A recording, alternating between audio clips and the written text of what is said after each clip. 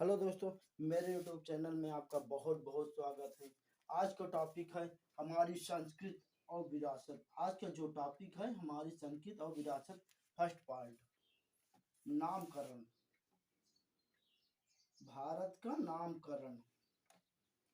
प्राचीन नाम भारत होती है। भारत का प्राचीन नाम है भारतवर्ष। प्राचीन नाम जो मिलता है हमें भारत का भारतवर्ष मिलता है। और दूसरा महाभारत में, यानी महाभारत के अनुसार भारत दुष्यंत के पुत्र भारत के नाम से, यानी महाभारत के अनुसार दुष्यंत के पुत्र भारत के नाम से हमारे देश का नाम भारत पड़ा।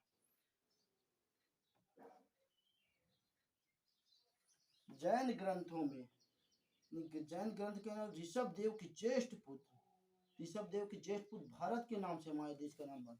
यानी जैन ग्रंथ के अनुसार ऋषभ देव के ज्येष्ठ पुत्र भारत के नाम से हमारे देश का नाम भारत पड़ा।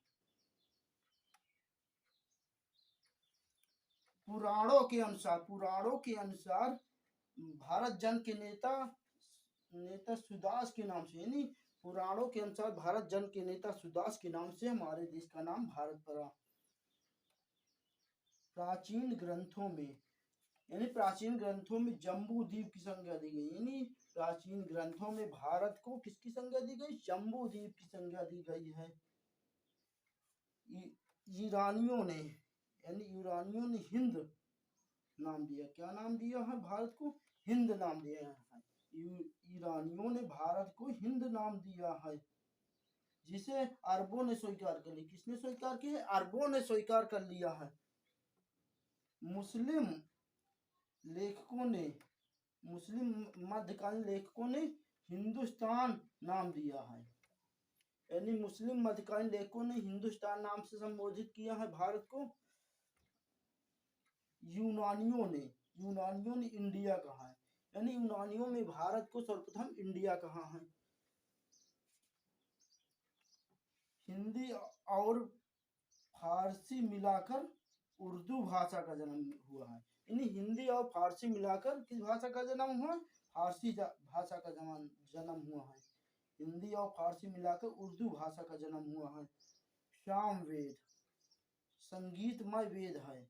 प्रथम संगीत ग्रंथ भी कहा, यानी सामवेद को संगीतमय वेद है। इसे प्रथम संगीत ग्रंथ भी कहा जाता है सामवेद को। वेदांगों की रचना उत्तर वैदिक काल में हुई। किस काल में हुई थी? उत्तर वैदिक काल में वेदांगों की रचना हुई थी। शून्यवाद का जनक, यानी शून्यवाद का जनक नागार्जुन था। यानी शून्यवाद का जनक नागार्जुन का था। भारत का शेक्सपियर कालिदास को कहा गया है। भारत का शेक्सपियर कालिदास को कहा, जिसने रघुवंश, कुमार संभव, विज्ञान शकुंतलम ग्रंथ की रचना की थी, जो चंद्रगुप्त द्वितीय विक्रमादित्य के समकालीन कवि थे। चिकित्सा शास्त्र का जनक चरक, यानी चिकित्सा का शास्त्र का जनक चरक को कहा गया है, जो कनिष्क का राजवैद्य था। किसका राजवैद्य था? कनिष्क का राजवैद्य था। लेखक और ग्रंथ, इनकी पुस्तकें, यानी लेखक और उनकी पुस्तकें हैं। प्राचीन वेद हैं ऋग्वेद, यानी सबसे प्राचीन वेद हमारा है ऋग्वेद है। महाभारत की रचना किसने की थी? वेद व्यास ने। महाभारत की रचना वेद व्यास ने की थी। अर्थशास्त्र को कौटिल्य ने लिखा था, जो चंद्रगुप्त का प्रधानमंत्री था और अर्थशास्त्र का लेखक भी था कौटिल्य। मेघदूत की रचना कालिदास ने की थी। किसने की थी? कालिदास ने मेघदूत की रचना की थी। हर्षचरित की रचना कविवाण भट्ट ने की थी। किसने? हर्षचरित की रचना कविवाण भट्ट ने की थी, जो हर्ष का दरबारी कवि भी था। पृथ्वीरासों की रचना चंद्रबरदाई ने की थी, जो पृथ्वीराज चौहान का दरबारी कवि था। राजतरंगिणी की रचना कल्हड़ ने की। राजतरंगिणी की रचना कल्हड़ ने की थी, जो कश्मीरी राजा जयसिंह का दरबारी कवि था। आईने अकबरी अबुल फजल ने की थी। यानी आईने अकबरी की रचना अबुल फजल ने की थी, जो अकबर का दरबारी कवि था। हिंदी की पहली हिंदी की पहली कहानी इंदुमती है। हिंदी की पहली जो कहानी है इंदुमती है।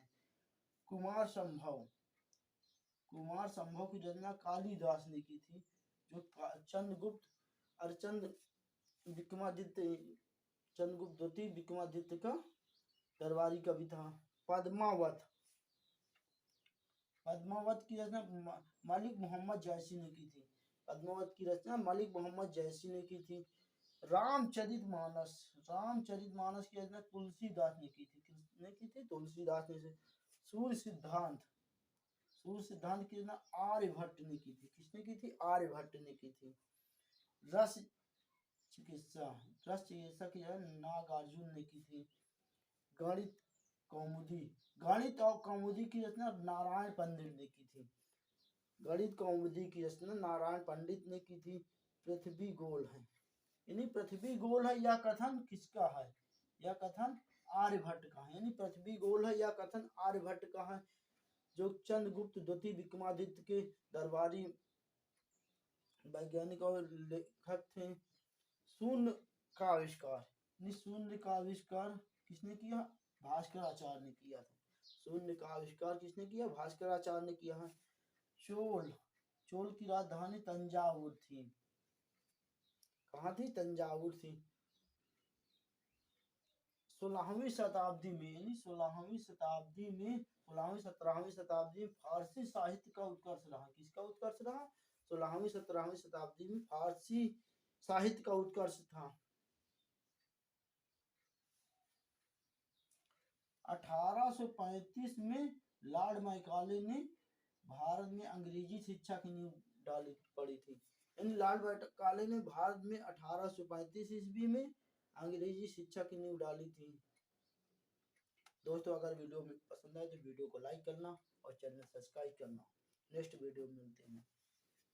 जय हिंद।